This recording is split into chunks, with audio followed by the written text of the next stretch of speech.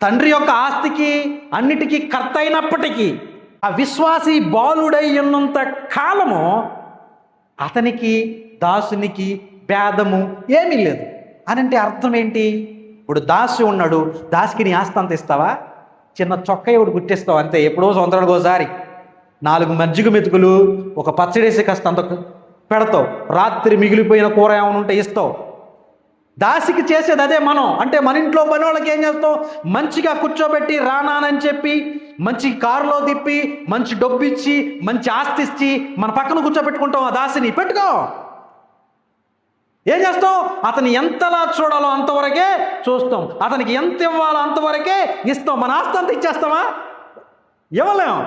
కాబట్టి ఒక విశ్వాసి బాలుడై ఉన్నంత కాలము ఏం చేస్తాడంటే అతనికి దాసునికి పెద్ద తేడా లేదు. అంటే దేవుడి నుంచి ఏం పొందుకోలేడు. అంటే బాలుడు అంటే ఏంటి అని అంటే శరీరమును జయించిన వాడు.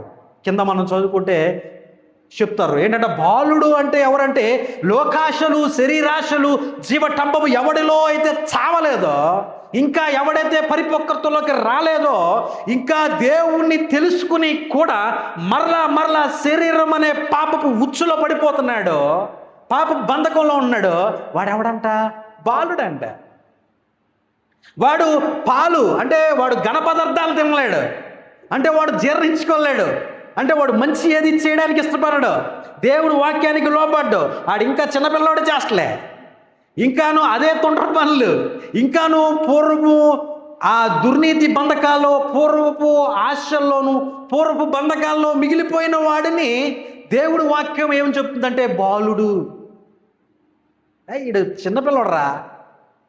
కానీ ఈరోజు సంఘంలో ఎన్నో సంవత్సరాలు వచ్చిన బాలుడు అంటే ఎవరో 1, 2, 1 సంవత్సరం నుంచి 5 ఏళ్ళు, మా అయితే 7 ఏళ్ళు బాలుడు అంటాం.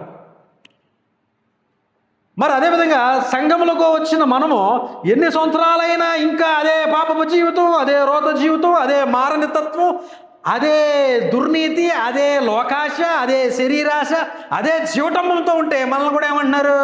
బాలుడు. కాకపోతే బాలుడికి అన్నీ దక్కుతాయా? ఇప్పుడు మీ ఇంట్లో చిన్నపిల్లవాడికి రారా ఆస్తి అంతా రాసిస్తా అంటామా మనం? అనం. ఎందుకంటే ఆడు పిల్లడరా బాబు, ఆడికేం తెలియదు. ఆడికి ఇప్పుడు రాసిచ్చామనుకో పిచ్చి పిచ్చిగా చేస్తాడు, ఉన్నదంతా తగలేస్తాడు. కాబట్టి ఏది పొందుకోలేడు. అదే గలతీయులకు రాసిన పత్రిక 4వ అధ్యాయం. మరియు నేను చెప్పినది ఏమనగా వారసుడు అన్నిటికీ కర్త అయ్యున్నను, బాలుడు ఎంతకాలం అతనికి దాసునికి ఏ భేదములు లేదు. తండ్రి చేత నిర్ణయింపబడిన దినము వచ్చు వరకు అతడు సంరక్షకుల యొక్క గృహ నిర్వాహకుల యొక్క ఆధీనములో ఉండును. అటువలే మనమును బారులమై ఉన్నప్పుడు లోక సంబంధమైన మూలపటములకు లోబడి దాసులమై ఉంటేమి. ఆమెన్. హల్లెలూయా. అదే విషయాన్ని నేను చెప్పాను. ఏంటంటే బాలులై ఉన్నప్పుడు ఎలా ఉంటారంట వాళ్ళు?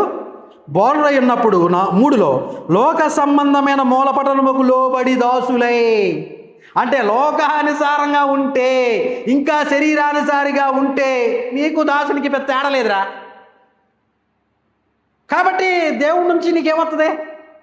ఇంకా రోగం ఎందుకు పోవట్లా? ఇంతగా అప్పు ఎందుకు పోవట్లా? ఎన్ని సంవత్సరాలు దేవుని మందిరానికి వచ్చినా ఏ ఆశీర్వాదాన్ని, ఏ దీవెన్ని ఎందుకు పొందుకోవట్లేదంటే నువ్వు బాలుడివి, నువ్వు విశ్వాసంలో బాలుడివి. బాలుడంటే ఎవరంట?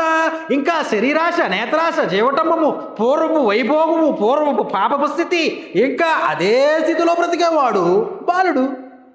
బాలుడికి దాసుడికి భేదమేం లేదు. దాసుడికి ఆస్తి ఇస్తావేంటి? దాసుడికి బహుమానాలు ఇస్తావేంటి? దాసుడికి జస్ట్ ఏదో పని చేస్తున్నాడని 4 రూపాయలు ఇస్తాం అంతే. క్రీస్తు యేసు మహిమ ఐశ్వర్యము చొప్పున ఆయన కృపలో మనం దీవింపబడాలంటే మనము ఈ బాలుల నుంచి మనం ఏమవ్వాలా? యుద్ధానికి యుద్ధ సన్నుద్ధుడై ముందుకు సాగాల. బాలుడు యుద్ధం చేయగలుగుతాడా? బాలుడు యుద్ధం చేయలేడు. కానీ ఇక్కడేమంటున్నాడు? మనము మంచి పోరాటాన్ని పోరాడాలంటున్నారు. ఇక్కడేమంటున్నాడు ఆయన పౌలు గారు అంటే నువ్వు నియమము ప్రకారము పోరాడాలా, నువ్వు ఈ శరీరాశల విషయంలో పోరాడాలా, నీ దేహ సంబంధమైన మూల పటముల విషయంలో పోరాడాలా. కాబట్టి నువ్వు బాలుడుగా ఉన్నంతకాలం దేవుడి నుంచి ఏమీ పొందుకోలేవు. దేవుణ్ణి సంతోషపెట్టాలి. దేవుని దండులో ఉన్న మనందరం మనం దేవుని సంతోషపెట్టడానికి వచ్చాం. అయితే శరీరాశల్లో ఉన్నవాడు, శరీరానుసారుడు దేవుణ్ణి సంతోషపరచలేడు. ఆమెన్. హల్లెలూయా. కాబట్టి ఈ శరీరం అనే మూలపటంలో నుంచి మనము విడుదల పొందుకోవాలా.